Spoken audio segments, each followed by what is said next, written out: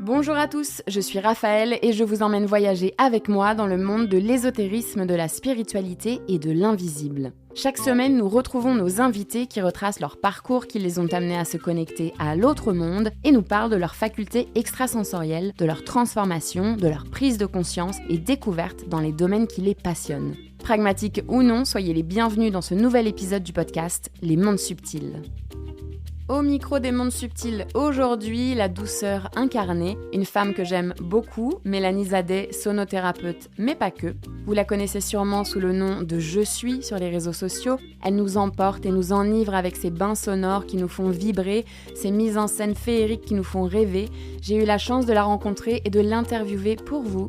J'avais envie d'apprendre à mieux la connaître, à découvrir ce qui se cachait derrière ce petit bout de femme, et quel coup de cœur. Mélanie la douce, Mélanie la brillante, Mélanie la rebelle, Mélanie l'acharnée, la courageuse. Dans cet épisode, elle nous dévoile toutes les facettes de son âme ô combien créative et nous raconte ses 1001 vies. Conservatoire, études d'avocate, cours Florent, réalisatrice de films et documentaires, globe-trotteuse, âme curieuse, rencontre fortuite avec l'univers des bols et des gongs, Mélanie nous touche par sa vulnérabilité. Elle se met à nu dans cet épisode. Un grand merci à elle pour ce partage et cette ouverture. Et j'aimerais prendre un petit temps dans cette intro pour la féliciter officiellement et publiquement, car juste avant de faire cette interview avec moi, Mélanie a été contactée pour faire des bains sonores, accrochez-vous bien, aux athlètes des Jeux Olympiques et Paralympiques 2024 à Paris. Un grand bravo à toi Mélanie, quelle belle occasion de diffuser ton art. Chers auditeurs, je vous souhaite une belle écoute.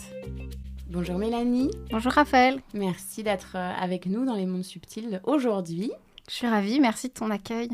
Alors Mélanie, tu fais beaucoup de choses. Tu es une vraie créative dans l'âme. Est-ce que tu peux nous parler un peu de toutes tes casquettes ? Qu'est-ce qui remplit ta vie aujourd'hui ? Oui, donc c'est vrai que pour être créative, je le suis. Alors ça fait 5 ans que je fais de la sonothérapie. Donc ça accompagne beaucoup mon quotidien maintenant. Surtout là, ça s'est accéléré 2023-2024. Donc j'ai fait beaucoup ça en fait. Mais je suis aussi réalisatrice. J'écris, je fais de la caméra, je monte. Voilà ce qui me rend très créative aussi en sonothérapie, à filmer, à montrer ce que c'est le son, les vibrations, à expliquer tout ça. Il m'arrive de chanter pendant mes bains sonores enfin aussi. Mais ça sort quoi. Voilà. Et t'as toujours été comme ça ? T'as toujours été connectée à ta créativité depuis petite ? Je crois que oui. Par plein de raisons et plein de choses.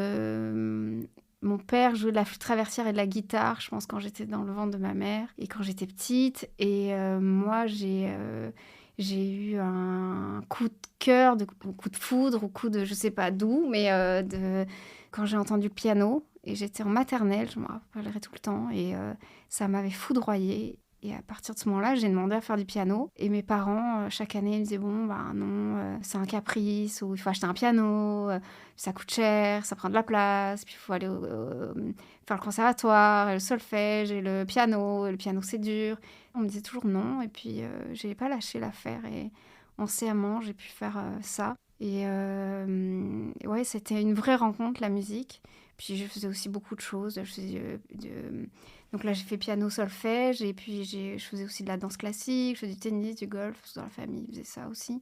Et donc, c'est ouvrir le cerveau à la curiosité, à l'art. Puis oui, ça a été très artistique où j'ai grandi. Donc on pourrait dire depuis toujours, hein.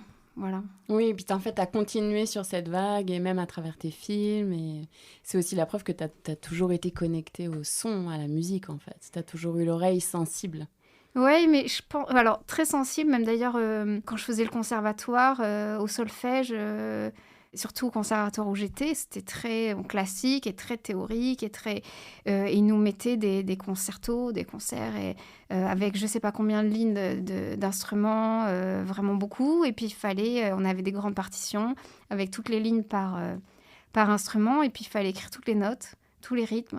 Et la première fois que j'ai fait ça, j'y suis arrivée, j'ai dit les notes et tout. Et je me suis dit, waouh, je suis capable de faire ça. Et en fait, on me dit, donc, je ne sais plus si je l'avais su avant ou c'est là. Je me rappelle quand il y a eu Bref, la Kian Kojandi a beaucoup parlé de ça. Il disait oui, j'ai l'oreille musicale, j'ai comment on dit, quand on entend les notes, on peut les retranscrire. Et en fait, je dis en fait, c'est ce que j'ai. Sauf qu'après, je pense que on sent des choses dans notre enfance, on a envie d'aller vers certaines choses et c'est plutôt évident. Et puis par moments, on prend des chemins de traverse, on ne s'autorise pas, ou alors il faut rentrer dans des moules. J'ai adoré la musique, mais j'ai aussi, j'aimais beaucoup la danse, Mais assez jeune aussi, j'ai vu des avocats à la télé plaider dans les tribunaux. Je trouvais ça fou, j'adorais. Je me dis, ils défendent les gens. J'ai toujours eu le truc un peu de l'injustice en moi. Et je me suis dit, waouh, en fait, il y a une justice et c'est beau. Puis ils sauvent la veuve et l'orphelin. Et donc, le droit et le métier d'avocat m'a habité pendant longtemps. Et donc, en fait, c'est ce que j'ai fait. J'ai fait des études de droit. Et je pouvais plus trop faire de piano. Donc ça, c'était un peu... plus du tout, parce que j'avais pas emmené mon piano. C'est lourd, quoi. C'est pas on emmène une guitare, on peut jouer un peu tous les soirs. Ouais. Et donc, je me suis coupée de la musique quand j'ai fait le droit. J'ai fait pendant 6 ans. Et la dernière année, après, je voulais passer le concours d'avocat. Donc, j'avais ramené mon piano. Et je me suis dit, chouette, enfin, je m'y remets. Puis là, il s'est passé plein de choses qui ont fait que tout s'est écroulé, ce que je devais faire. Mais dans le droit oui, en fait, je voulais faire passer mon barreau et tout dans le sud. Et puis, parce que j'étais à Aix-en-Provence. Et en fin de compte, y a plein de choses qui ont fait que non, en fait. Et j'ai dû tout annuler du jour au lendemain, ramener le piano, tout déménager et aller à Paris. J'ai eu un travail très vite à Paris dans ces milieux-là. Et quand j'étais dans ces boîtes... Ces milieux-là du documentaire, de la réalisation? Non, j'ai fait du droit d'abord, donc okay. Dans des choses comme ça. Mais en fait, quand j'étais dans ces milieux, je courais le soir au cours Florent parce que ça me manquait, parce que je faisais aussi du théâtre quand j'étais petite. Pardon, je te le dis après, mais...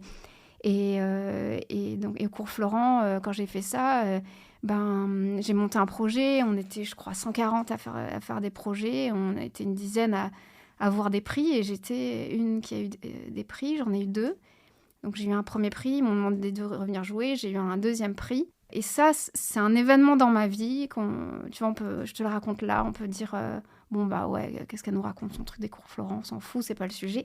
Mais en fait, ça a vraiment été un déclencheur de « Ah ouais, moi j'ai fait du droit, j'ai aucune personne dans ma famille qui a fait les jobs de créatif ou artistique et on peut envisager un jour de gagner sa vie comme ça. » Et là, quand j'ai eu les prix au cours Florent, pour moi, je dis « Ah ouais, en fait, je viens nulle part, mais juste j'ai fait un projet que j'ai porté avec le cœur, j'ai beaucoup travaillé. » Et mon travail a été reconnu et je me rappelle, il y a une jury qui était venue, qui était hyper sensible et qui était très très émue, alors qu'il paraît que c'était la jury la plus dure.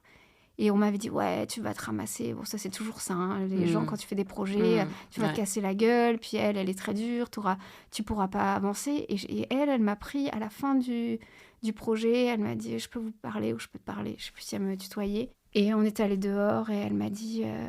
Elle était bouleversée. Et alors que tout le monde me dit, elle va te saquer et tout ça, elle saque tout le monde et tout. Et donc ça, et je fais waouh. Et là, à ce moment-là, il y a un autre truc aussi un autre événement qui m'a marqué, c'est un comédien qui était prof au cours Florent, qui s'appelle Hassan Timbo. Je me rappellerai toujours, il m'a dit, tu vois, observe tout ce qui s'est passé là. C'est tout ce qui se passe en dehors de Florent, tout ce qui se passe en dehors de l'école. C'est-à-dire, tu vas vraiment travailler fort, tu peux y mettre tout ton cœur, et tu vas avoir des gens qui vont soit te critiquer, soit te mettre le bâton dans les roues, parfois ta propre équipe, et toi, tu vas te dépasser. Si tu te dépasses, tu peux réussir, tu peux avoir des prix, tu peux être reconnu dans le métier, mais tu peux en chier, quoi. Voilà. Et je l'ai revu plusieurs fois à Hassan, et je re-racontais ça. Et ça a été une immense leçon, ces cours Florent. Et je me suis après donné l'autorisation de continuer. J'ai continué à d'autres cours avec un autre prof, parce que je trouvais qu'on n'avait pas assez travaillé le corps. Pourtant, je faisais toutes les options possibles, inimaginables au cours Florent. Et cette période-là, comme moi, j'ai grandi dans le Sud, et donc je m'intéressais beaucoup à la musique. J'écoutais tout le temps. Il y a toujours eu plein de vinyles à la maison. J'écoutais toujours de la musique, mais les concerts, il n'y avait pas, quoi. Dans le Sud, il n'y avait rien. Rendez-vous sur l'application Apple Podcast ou Spotify pour écouter l'intégralité des épisodes du podcast Les Mondes Subtils.